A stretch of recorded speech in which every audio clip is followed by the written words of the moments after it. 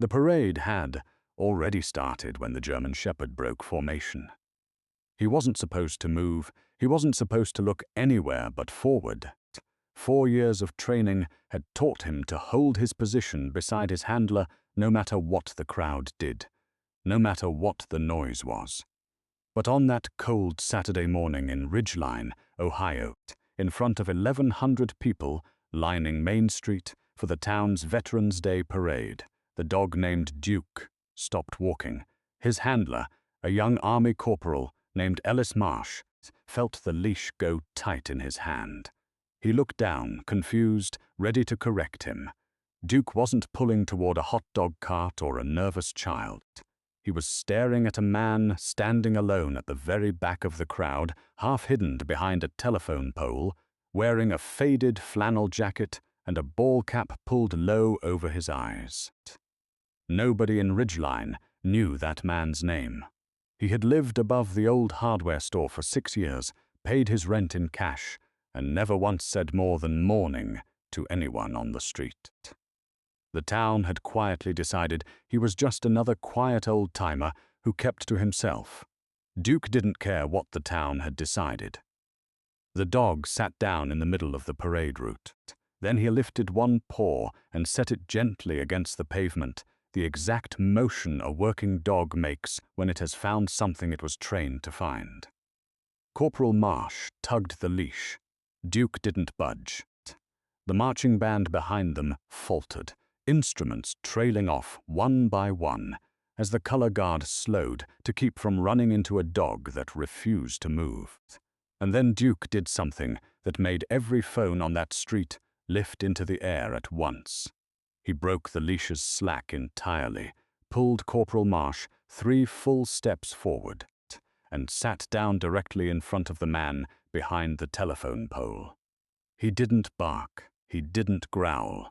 He lifted his head, looked the stranger dead in the eyes, and let out a long, low whine that sounded almost like grief. The old man went white as chalk. "Sir," Corporal Marsh said carefully, trying to read the situation, "I'm sorry, he's never done this before." "Do you two know each other?" The old man didn't answer. His hand, weathered and scarred across the knuckles, reached out slowly, hesitantly, like a man reaching towards something he wasn't sure was real. Duke leaned his head into that hand and closed his eyes. Somewhere in the crowd, a woman gasped. Somewhere else, a phone camera zoomed in tight on the dog's collar, on the small brass tag stamped with a string of numbers that meant nothing to the people of Ridgeline, but meant everything to the 2 people standing in the middle of that street. Because that dog had a name before he was ever called Duke, and the man in the flannel jacket was the only person left alive who remembered it. If this story of loyalty and hidden heroes speaks to you, stay with me. There's a lot more to uncover here, and it starts with a question nobody in that town had thought to ask in 6 long years. Who exactly was the quiet man above the hardware store? 6 days earlier, that man had been sitting alone in a 1-room apartment with peeling wallpaper and a window that looked out over a dumpster and a row of dying maple trees. His name, though nobody in Ridgeline knew it, was Walter Combs. He was 71 years old, and for the last 6 years, he had lived like a ghost inside his own hometown.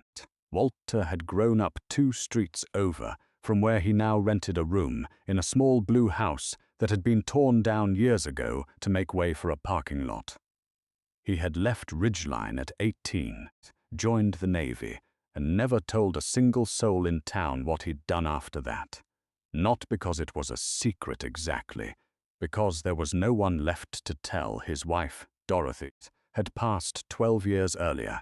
His son had moved to Arizona and stopped calling somewhere around year 3 of Walter's silence, tired of getting nothing back. Walter didn't blame him. He didn't have much to give. Not since Kandahar. Not since the compound raid that took his hearing in one ear, 3 inches of bone from his hip, and something else that never showed up on any X-ray. Something the VA doctors called post-traumatic stress, and Walter simply called the wait. He had been a member of a specialized naval unit that most people would never read about in a newspaper, the kind of work that stayed classified long after the men who did it were forgotten. Walter had served 18 years.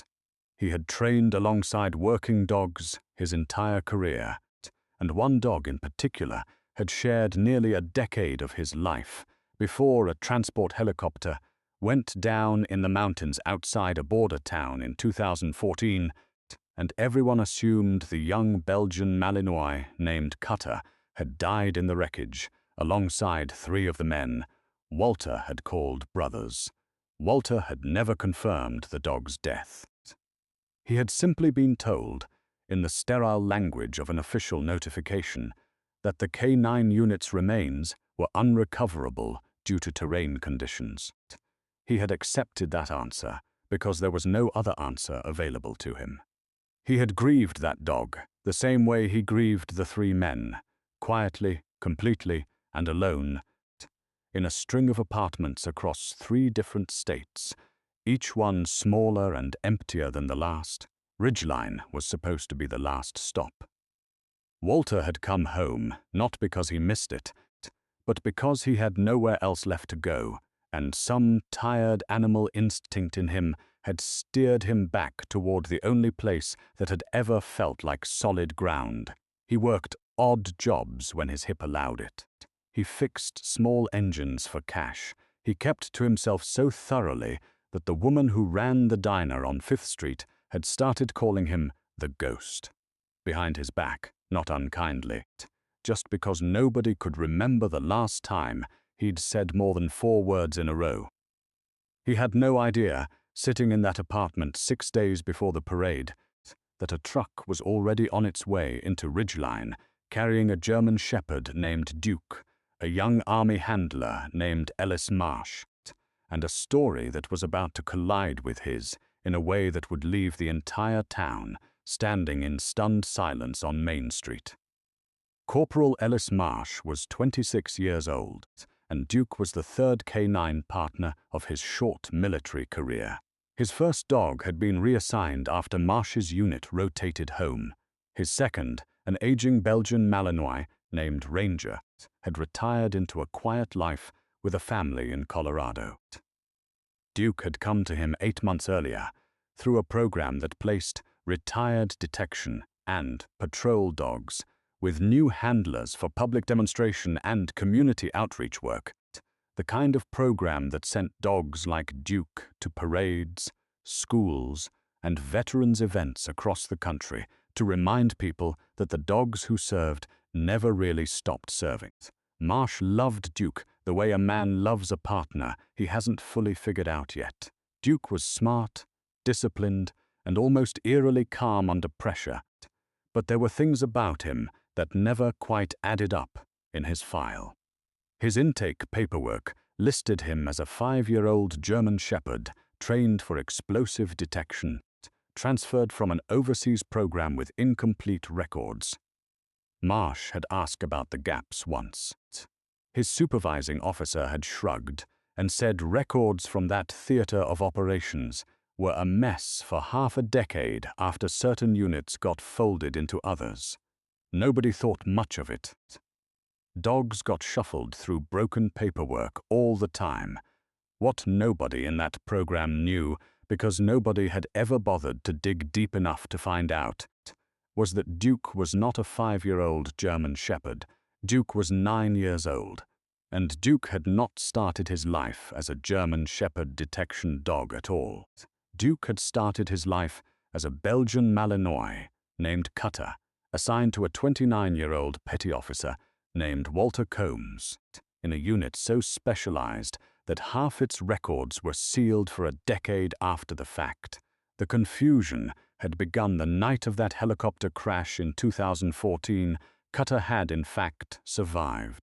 He had been thrown clear of the wreckage into a ravine, found 3 days later by a joint coalition patrol, badly injured, disoriented, and unable to be identified through the damaged microchip reader the recovery team carried. With his original unit's records tangled in the chaos of a reorganization that happened weeks after the crash, and with no handler present to claim him, Cutter had been processed as an unidentified working dog, rehabilitated at an overseas veterinary facility, and eventually reclassified under a new designation, a new microchip, and, eventually, a new name given by a well-meaning training officer who thought Duke suited his steady temperament. Nobody had done anything wrong exactly. It was simply the kind of quiet, bureaucratic tragedy that happens when paperwork moves slower than grief, and by the time anyone might have cross-referenced an old case file against a new one, both the file and the dog had been shuffled 3 programs and 2 continents away from where they started. For 9 years, Cutter had been living as Duke, and for 9 years, Walter Combs had been living as a man who believed his dog was dead. Neither of them had any idea the other was still breathing, until a parade committee in a small Ohio town decided that this year's Veterans Day event needed a K9 demonstration and put in a request that happened to land on Corporal Ellis Marsh's desk. The morning of the parade began the way most mornings in Ridgeline began, slow and gray, with frost still clinging to the grass along Main Street, and the smell of coffee drifting out of the diner, where a handful of regulars sat arguing about whether the high school football team had a shot at districts. Walter almost didn't go. He had watched the parade from his window every year since he'd moved back, never once stepping outside for it. Crowds made something tighten behind his ribs that he had never fully learned to control, a leftover reflex from years of scanning rooftops and doorways for threats that weren't there anymore. But something about that particular morning felt different. He couldn't have explained it if anyone had asked him to. He simply pulled on his flannel jacket, laced up his boots, and told himself he would stand at the very back, near the edge, where he could leave quickly if he needed to. He had no idea he was walking toward the one thing in the world that could undo 6 years of silence in under 30 seconds. The parade stepped off at 10 o'clock sharp. The high school band led the way, followed by the fire department's oldest truck, polished until it gleamed, followed by a line of Boy Scouts carrying flags that kept drooping in the still morning air. Corporal Marsh and Duke were scheduled to walk near the back, just ahead of the color guard, as part of a brief demonstration meant to honor the service of military working dogs. Marsh had walked this exact kind of route a dozen times before. Duke always performed exactly as trained, calm, attentive, perfectly paced to the corporal's stride. There was no reason to expect anything different. Then they turned onto Main Street, and the wind shifted. Later, when Marsh tried to explain what happened to the parade committee, to the local news reporter who showed up within the hour, and eventually to a colonel 3 states away, he kept coming back to that detail. The wind shifted, and Duke's whole body changed. His ears rotated forward, his nose lifted, his pace slowed by half a step, then a full step, his head swinging slightly toward the crowd on the left side of the street. Marsh had seen that posture before. In training, in the field, it was the exact posture Duke used when he had picked up a scent he was trained to alert on. For one terrifying second, Marsh's mind jumped straight to the worst possibility a handler's mind can jump to during a public event. But Duke wasn't alerting on a threat. He was alerting on a person. He cut through the gap between 2 spectators with a strength that yanked Marsh half off balance, closed the distance to the back of the crowd in 4 fast strides, and sat down directly in front of a startled elderly man in a flannel jacket, staring up at him with an intensity that had nothing to do with any training manual Marsh had ever studied. The old man's face did something Marsh would never forget. It didn't shift into fear, and it didn't shift into confusion, not really. It shifted into recognition, the slow, dawning, disbelieving recognition of a man staring at something he had buried a long time ago. "Cutter," the old man whispered. Marsh froze. That wasn't Duke's name. That had never been Duke's name. Not in any paperwork Marsh had ever seen. But the dog's entire body responded to that single word, the way a soldier responds to a bugle call. His tail began to move, slow and uncertain at first, then faster, sweeping wide arcs against the pavement.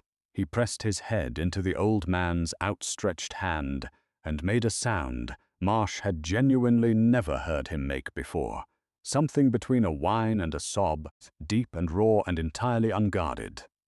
"Sir," Marsh said carefully, kneeling down beside them both, his training telling him to stay calm, even as every instinct screamed that something enormous was unfolding in front of him. "How do you know that name?" The old man didn't answer right away. His hand was shaking against the dog's fur, and his eyes had gone wet in a way that looked like it hadn't happened in a very long time. Like a man relearning a motion his body had forgotten how to make. "Because I gave it to him," he finally said, 9 years ago, in Kandahar province." The crowd around them had gone almost completely silent. A few people near the front of the group were still craning their necks, trying to figure out why the parade had stopped, why the band had trailed into an uneven, awkward quiet, why a Boy Scout troop leader was holding up a hand to keep his kids from walking forward into whatever this was. Somewhere behind Marsh, a phone camera was already recording, capturing the old man's trembling hands and the dog pressed so close against him that the two of them looked, for a moment, like a single shape. "I need your name, sir," Marsh said gently. "And I need to understand what you're telling me, because if this is who I think it might be, there are people who have spent 9 years believing this dog died in a helicopter crash." The old man looked up at him, and for the first time in 6 years, Walter Combs said his own full name out loud to a stranger. Walter Combs, petty officer, retired. And that dog right there was declared killed in action on the 14th of March, 2014. The words hit Corporal Marsh like a physical blow. He had handled Duke for 8 months. He had read the intake file a dozen times. Nothing in that file had ever mentioned a petty officer named Walter Combs, a crash in 2014, or a name change from a dog called Cutter. But he had also handled enough retired military working dogs to know that paperwork from overseas theaters during major unit reorganizations was, in his supervising officer's own words, a mess for half a decade. Records got tangled, chips got misread, dogs got shuffled through programs with incomplete histories more often than the public ever realized. Marsh looked down at Duke, still pressed against Walter's leg, still trembling in a way the disciplined animal never trembled during training exercises, and he understood, with a certainty that had nothing to do with paperwork, that whatever Walter Combs was telling him was true. "Sir," Marsh said slowly, "I think you need to come with us, both of you. Word moves fast in a town of 4,000 people, and by the time Marsh had gotten Walter and Duke away from the crowd and into the shade of the courthouse steps, half of Main Street had already stopped watching the parade and started watching them instead." The mayor, a heavyset man named Roy Callahan, who had spent the morning trying to keep the event on schedule, made his way over with the flustered energy of a man who suddenly realized his town's quiet little parade had turned into something the local news would want. "Everything all right over here?" Roy asked, though his eyes were already fixed on the dog pressed against the old man's leg and on the tears that Walter wasn't bothering to wipe away anymore. "I don't fully know yet," Marsh admitted, "but I think we might have a situation that goes back about 9 years. Walter sat down heavily on the courthouse steps, his bad hip protesting the movement. And Duke immediately arranged himself against Walter's side the way he used to arrange himself against Walter's side a lifetime ago in a country half a world away, when the nights were long and the compound walls were thin, and the only thing standing between Walter and the weight pressing down on his chest was 80 pounds of muscle, instinct, and unshakable loyalty. "Tell me about him," Marsh said quietly, sitting down on the step below. "Tell me what you remember." And so for the first time in 9 years, Walter Combs began to talk. He told Marsh about a scrawny, sharp-eyed Malinois pup assigned to him during a training rotation in 2006, a dog too smart for his own good, prone to chewing through anything left unattended, but possessed of a nose that could find a hidden explosive charge under 6 inches of packed sand faster than any dog in the unit. He told him about the years that followed, deployment after deployment. The two of them growing into something closer than most human partnerships ever managed. A language built entirely out of small movements and quiet trust. He told him about the compound raid outside a border town in Kandahar province. About the transport helicopter that went down 20 minutes after extraction due to mechanical failure in weather nobody had predicted. About the 3 men aboard who never made it out of the wreckage, and about the official notification that had listed Cutter among the unrecoverable, a designation that meant nothing more or less than a body the search teams had never managed to find. "I looked for him," Walter said, his voice rough and unpracticed, like a language he hadn't spoken in years. "I put in requests. I called people I wasn't supposed to still have numbers for. Everybody told me the same thing. Terrain made recovery impossible. I had to accept it eventually. I had to bury a dog I never got to bury." Marsh sat quietly, absorbing all of it, running the timeline against everything he knew about Duke's intake paperwork. The gaps in the file, the incomplete overseas records, the training officer's shrug when Marsh had asked about it 8 months earlier. "Sir," Marsh said finally, "I think he survived that crash. I think he got thrown clear. And I think whoever found him 3 days later processed him as an unidentified working dog because his equipment was damaged, and there was no handler present to claim him. I think somewhere along the way, somebody gave him a new chip, a new name, and folded him into a program that had no idea he already belonged to someone." Walter closed his eyes. His hand tightened in Duke's fur. 9 years, he whispered. "He's been alive for 9 years, and I never knew." The story that broke across Ridgeline that afternoon spread faster than anyone in town could have predicted. A local news van showed up within 2 hours. By evening, the parade footage, shaky and amateur, filmed on a dozen different phones from a dozen different angles, had been shared far beyond the borders of the small Ohio town.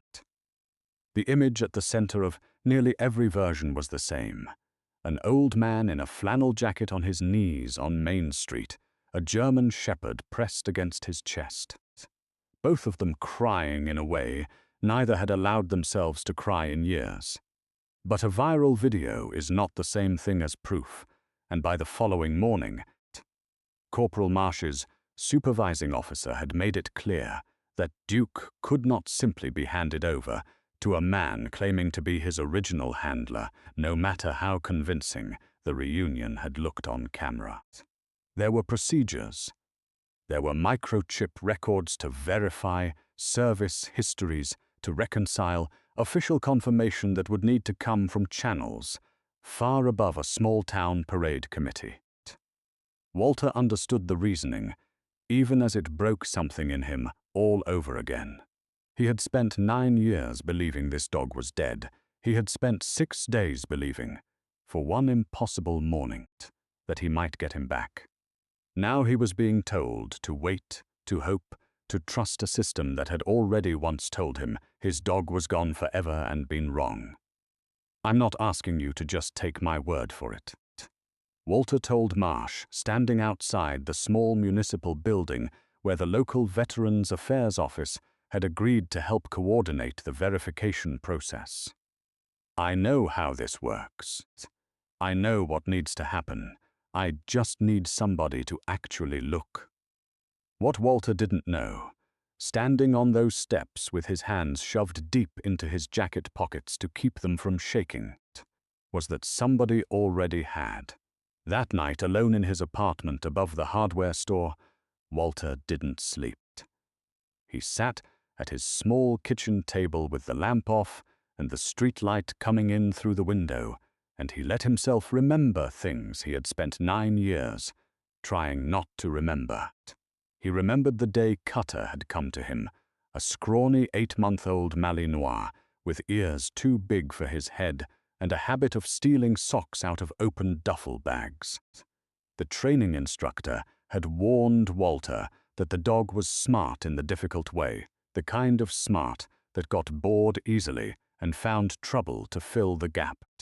Walter had spent the first 3 weeks convinced he'd been handed the one dog in the program nobody else wanted. Then, on a range exercise in his 4th week, Cutter had frozen mid-stride, nose lifted, ignoring every command Walter gave him, until Walter finally stopped fighting the dog and let him work. Cutter had led him 12 yards off the marked path to a training charge, buried under packed dirt that the range instructors swore had never been found that early in a class before.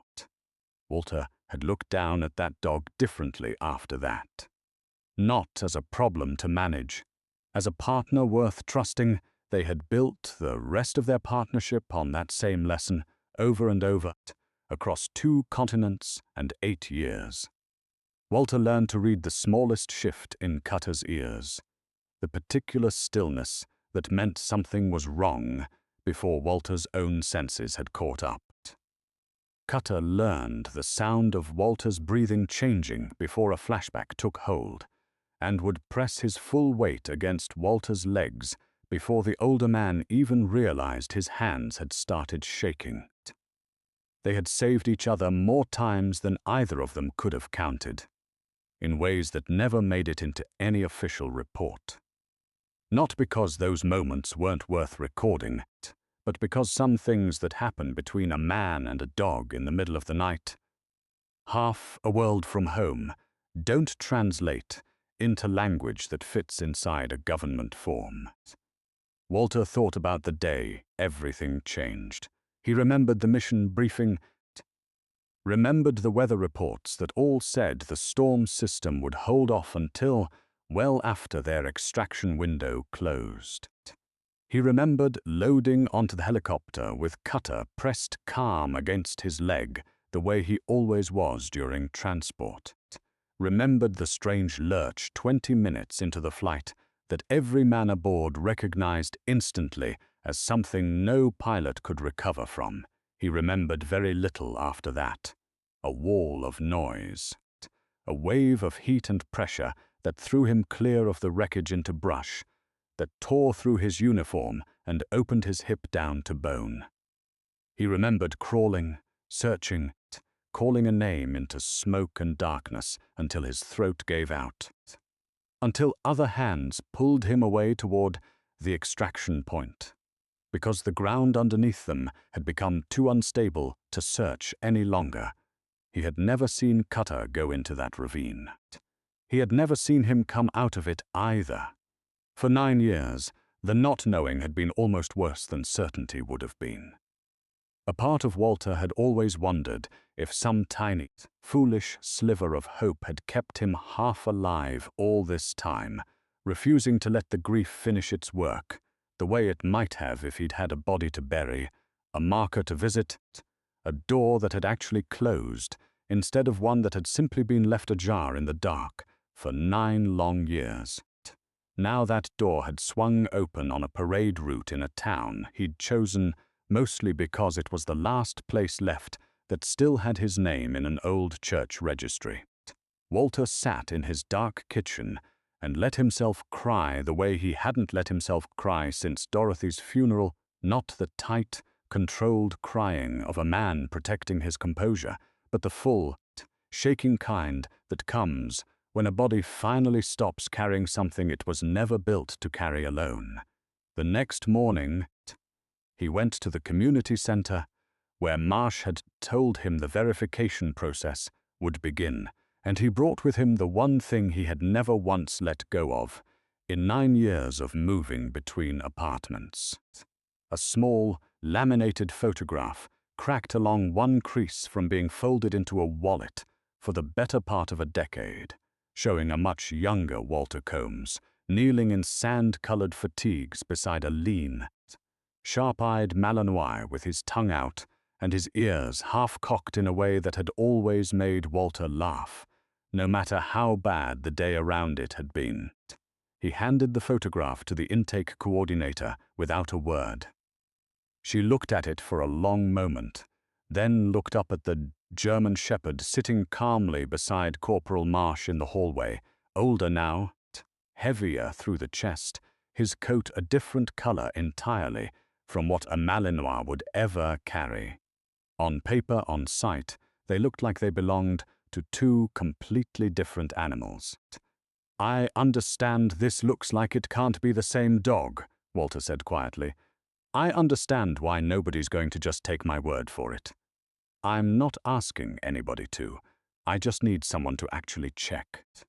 The coordinator, a soft-spoken woman named Denise Okafor, who had spent 11 years processing exactly this kind of impossible-sounding claim, didn't dismiss him the way Walter had braced himself to be dismissed. She had seen enough tangled, half-lost paperwork over her career to know that impossible-sounding claims were sometimes the only kind that turned out to be true. "Mr. Combs," she said, "I'm going to be honest with you. Coat color changes with age more than people realize, especially in dogs who've been through trauma and a change of climate and diet. And breed misidentification in field intake paperwork happens more often than anybody in a records office likes to admit, especially when the original handler wasn't present to correct it. I'm not promising you anything yet, but I am not going to tell you this is impossible before I've even looked." She made the first call that afternoon. It went to the Overseas Veterinary Facilities Records Archive, now digitized and folded into a broader Department of Defense database that hadn't existed in its current form back in 2014. It took 2 days just to locate the intake file for an unidentified working dog processed through that facility in the spring of that year, a file that had been sitting untouched and unquestioned for 9 years because nobody had ever had a reason to question it. The name Walter Combs. Once it started circulating through veteran networks alongside the parade footage, reached a retired Master Chief named Gordon Reyes within 36 hours. Reyes had served 3 deployments alongside Walter over the course of their careers, though not in the same unit during the Kandahar deployment. He hadn't spoken to Walter in over a decade, hadn't even been certain the man was still alive, but he remembered Cutter. Everyone who had ever spent time around that unit remembered Cutter, the sharp-eyed Malinois who could find anything, who had once alerted an entire patrol to a pressure plate buried so deep that 2 separate sweeps had missed it. Reyes made calls that Walter didn't have the connections to make himself. He reached out to a records officer he'd served with, a woman now working in a records reconciliation office that handled exactly the kind of overseas paperwork tangles Marsh had described.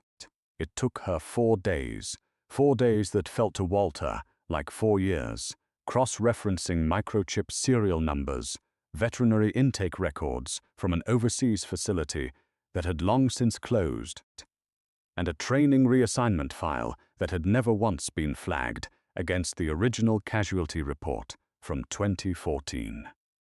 What she found closed the gap entirely. A microchip scan performed at the Overseas Veterinary Facility in April of 2014, weeks after Walter's unit had already filed its casualty report, had registered as unreadable due to damage from the crash. A new chip had been implanted as standard procedure for an unidentified working dog moving into a new program. But the old chip, damaged and unreadable at the time, had never actually been removed. It was still there, buried under 9 years of scar tissue, exactly where Walter's own unit had placed it back in 2008. On the 5th day, a veterinarian at the regional VA facility where Duke had been brought for verification ran a secondary scan using equipment sensitive enough to read through the old chip's damage. The number that came back matched, digit for digit, the number in Walter Combs's original service records for a Belgian Malinois named Cutter. There was no more room for doubt. There was no more waiting for permission. The dog sitting in that examination room, calm under the vet's hands, the way he had been calm under fire 9 years earlier, was exactly who Walter Combs had known him to be from the moment he sat down in front of him on Main Street. The days between that first phone call to Gordon Reyes and the final confirmation from the veterinary scan were the longest of Walter's life. Longer in some ways than the 9 years that had come before them. Grief, he had learned long ago, was something a man could build a life around. Hope, it turned out, was much harder to carry.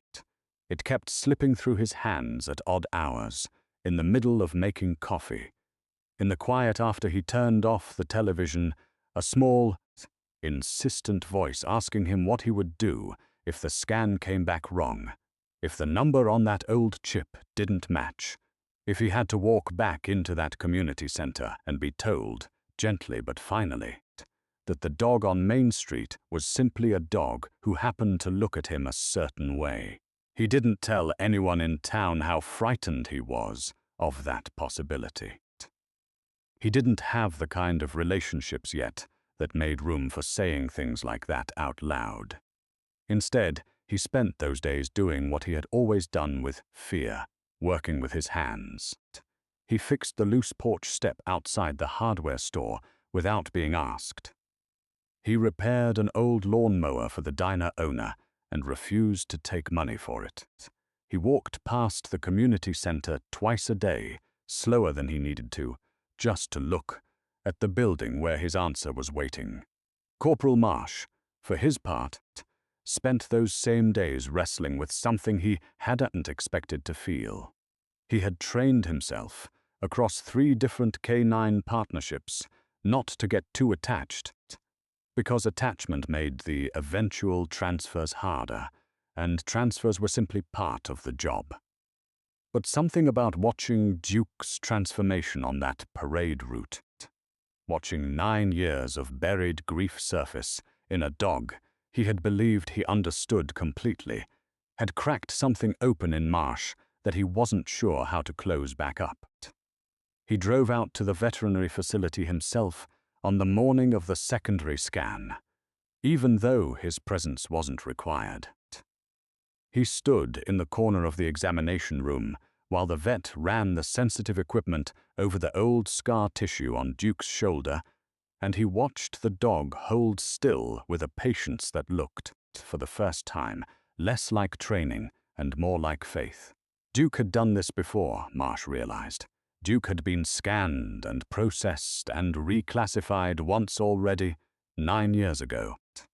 Confused and injured and alone, and some part of him had simply endured it, the way a good soldier endures anything, without complaint, waiting for someone to finally get it right. When the number came back, and the vet looked up with an expression Marsh would later describe as somewhere between shock and reverence. Marsh felt something in his own chest loosen that he hadn't realized was tight. He drove straight from the veterinary facility to Walter's apartment above the hardware store, and when Walter opened the door and saw the look on the young corporal's face, he didn't need to be told the number matched. He knew before Marsh said a single word. "It's him," Marsh said anyway. because some things need to be said out loud to become fully real. Sir, it's him. It's really him. Walter didn't say anything back. He simply sat down hard on the top step outside his apartment door, put his face in his hands, and let 9 years finally, completely, break loose. The reunion ceremony, when it happened 2 weeks later, was nothing like the chaos of the parade. It was quiet, deliberate, held in the small community center that Ridgeline used for everything from wedding receptions to funeral luncheons. Master Chief Gordon Reyes flew in from Texas to stand beside Walter. Corporal Ellis Marsh stood on the other side, having personally requested to be present for the formal transfer of custody, a request his supervising officer had granted without hesitation once the verification came through. Roy Callahan, the mayor, had insisted on a small plaque. Simple bronze lettering mounted on a slab of local limestone meant to sit outside the community center as a permanent marker of what had happened on that stretch of Main Street. It read, in words the town council had spent 3 separate meetings arguing over before finally agreeing on something plain and true. Some bonds outlast the years that try to break them. Duke, formerly Cutter, and Walter Combs reunited November 11th after 9 years apart. Walter stood in front of that plaque with Duke sitting calm and steady at his side, his hand resting on the dog's head the way it had rested there 1,000 times in a country half a world away. And for the first time since he had come back to Ridgeline 6 years earlier, he let the town see his face, without the ball cap pulled low, without the flannel jacket collar turned up against conversation. I want to say something. Walter told the small crowd gathered in the community center, his voice steadier than it had been on that courthouse step 2 weeks earlier, though it still caught more than once. I spent 9 years thinking I'd failed him. I thought I left him behind in that ravine, and there wasn't a day that went by I didn't carry that. I didn't talk to people in this town because I didn't know how to be a person who'd lost that much and still show up for regular conversations about the weather. He looked down at Duke, who lifted his head to meet his eyes the way he always had, the way that had never once changed in 9 years and 2 names and an entire lifetime spent apart. He didn't forget me, Walter said. 9 years, a new name, a new country, a whole new life, and he still knew me the second the wind carried my scent down that street. I think about all the people in this world who get told somebody they loved is gone forever, and I think about how rare it is to find out that isn't true. I don't take that for granted. Not for one single day I've got left. Corporal Marsh spoke next, briefer, more formal, but no less felt. He talked about what it meant to hand off a partner he'd grown to trust deeply, and how, in the end, it hadn't felt like a loss at all. It had felt like finally getting to watch a story reach the ending it was always supposed to have. Duke was a good partner to me, Marsh said. But watching him with Walter, I understood something I don't think I fully understood before. Some dogs work with you, and some dogs belong to somebody, all the way down, in a way that doesn't change, no matter how many years or how many miles come between them. I'm proud to have been part of getting him home. The town of Ridgeline did not go back to treating Walter Combs like a ghost after that. The woman at the diner on 5th Street started saving him a corner table without being asked, the one near the window where Duke could stretch out in a patch of afternoon sun.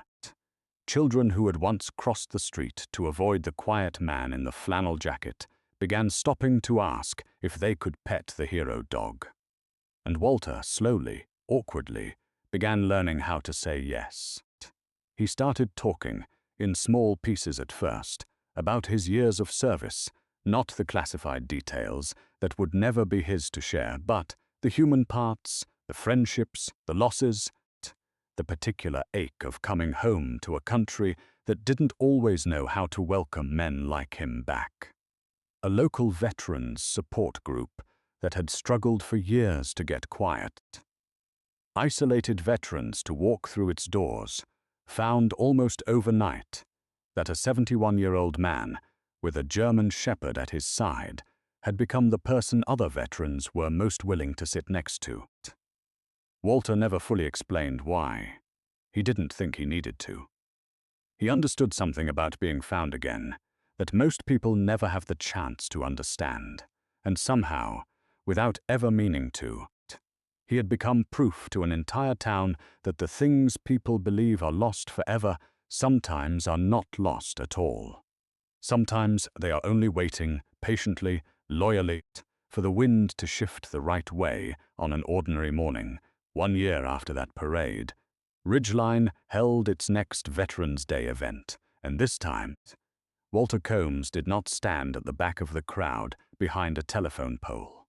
He walked the entire route down Main Street, slower than most. Leaning slightly on a cane he had finally stopped being too proud to use, with Duke walking steady and unhurried at his left side, exactly where a partner belongs.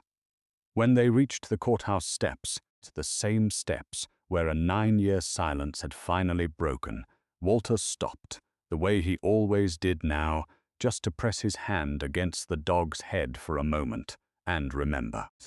Duke leaned into the touch the same way he had leaned into it in a hot, dusty training yard back in 2006 and in a compound in Kandahar province in 2014 and on a cold Ohio street the day the whole town found out that loyalty, the real kind, does not expire just because the paperwork gets lost along the way. Some doors close so quietly that nobody in the room even notices, and some doors, the ones that matter most, stay open far longer than anyone has the right to expect, waiting for exactly the right moment. Exactly the right wind, and exactly the right dog to walk through them and bring somebody home. Have you ever had a reunion in your life you thought would never happen? Someone you believed was gone for good who somehow found their way back to you. I'd love to hear about it in the comments below. If this story reminded you that loyalty never really fades, consider leaving a like so more people can discover stories like Walter and Duke's. Share this with someone who still believes in second chances, or someone who loves a good dog and an even better soldier. We believe stories like this deserve to be told and remembered, not lost in old paperwork and forgotten years. If that mission matters to you, we'd be honored to have you stick around for the next one.